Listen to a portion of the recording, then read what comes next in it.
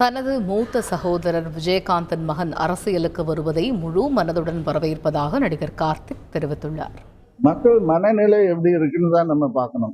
அதை விலை கொடுத்து வாங்க முடியாதுன்றதுதான் என்னோட ஆழமான நம்பிக்கை. அதை ஒரு ஆயுதமா பயன்படுத்தி செஞ்சாங்கன்னா அந்த மாதிரி வளர்ச்சி நிற்காது.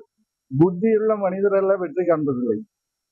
வெற்றி பெற்ற மனிதரெல்லாம் புத்திசாலி இல்லை. இன்னும் வெற்றியே பெறல. சரியா?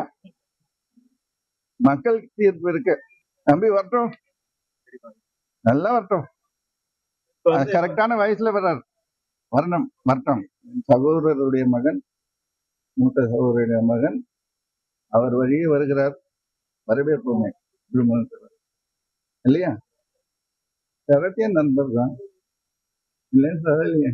அவரும் சொல்ல முடியாது. ஆனால் அவர் துணைவியார் மக்கள் முடிவு பண்ணார். செய்திகளை உடனுக்குடன் தெரிந்து கொள்ள உடனே சப்ஸ்கிரைப் பண்ணுங்க.